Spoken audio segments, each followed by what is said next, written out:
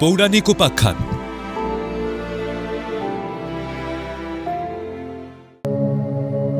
শুভ কাজ বা পূজায় দুর্বাঘাস লাগে কেন? হিন্দু শাস্ত্রে দুর্বাঘাসকে পবিত্রতা, দীর্ঘায়ু এবং ভক্তির প্রতীক হিসাবে গণ্য করা হয়। বিশেষ করে গণেশ পূজায় এটি অপরিহার্য। পৌরাণিক বিশ্বাস অনুযায়ী দুর্বা তিনটি শীর্ষ বা পাতা ব্রহ্মা, বিষ্ণু ও মহেশ্বরের শক্তির প্রতীক হিসাবে বিবেচিত হয়। এই কারণে বিভিন্ন শুভ কাজে দুর্বাঘাস লাগে। কিন্তু জানেন কি দুর্বাঘাসের জন্ম হলো কিভাবে? দুর্বাঘাস এত পবিত্র কেন? আজ জানাবো সেই পৌরাণিক তথ্য। দুর্বাঘাসের জন্ম কিভাবে হলো? পৌরাণিক কাহিনী অনুসারে অমৃতের সন্ধানে দেবতা ও অসুররা সমুদ্র মন্থন করেছিলেন। সমুদ্র মন্থনের পর দেবতারা অমৃত লাভ করেন। দেবতাদের মধ্যে অমৃত ভাগের সময় অমৃতের কয়েক ফোঁটা পৃথিবীতে পড়ে। সেখান থেকে দুর্বাঘাসের জন্ম হয় বলে পণ্ডিতগণ মনে করেন।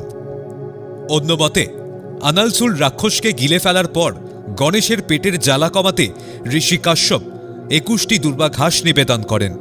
তাতে গণেশ সুস্থ হয়ে ওঠেন। দুর্বা পবিত্রতা, দীর্ঘায়ু এবং পুনর্জীবনের প্রতীক হিসাবে হিন্দু পূজায় বা শুভ কাজে অপরিহার্য হয়ে ওঠে। বৈজ্ঞানিক ব্যাখ্যায় বলা হয় এটি একটি দ্রুত বর্ধনশীল বহুবর্ষজীবী ঘাস, যা বারমুডা গ্রাস বা ইন্ডিয়ান ডুব নামে পরিচিত। দুর্বাঘাস গণেশের প্রিয় কেন? হিন্দু পৌরাণিক কাহিনী অনুসারে আনলাসুর একজন অত্যন্ত শক্তিশালী এবং অত্যাচারী অসুর ছিলেন, যার কাহিনী মূলত গণেশ পুরাণে পাওয়া যায়। জানা যায় অনলাসুর যমরাজ এবং অপ্সরা তিলোত্তমার পুত্র ছিলেন।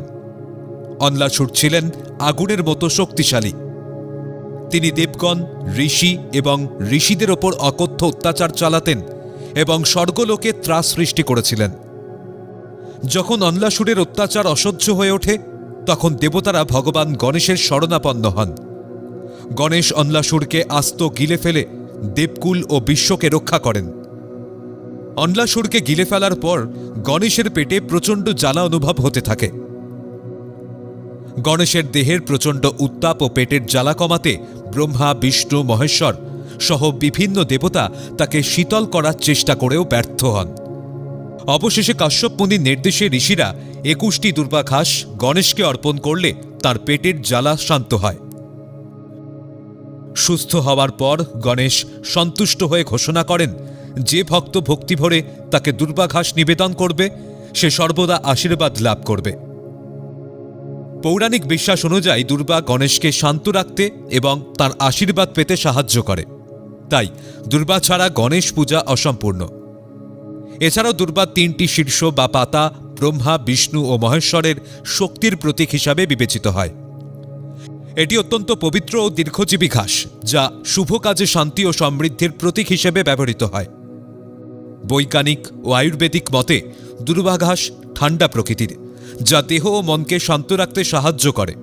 সেই থেকেই বিশ্বাস করা হয় যে গণেশকে দুর্বাঘাস অর্পণ করলে তিনি প্রসন্ন হন এবং বিঘ্ন নাশ করেন।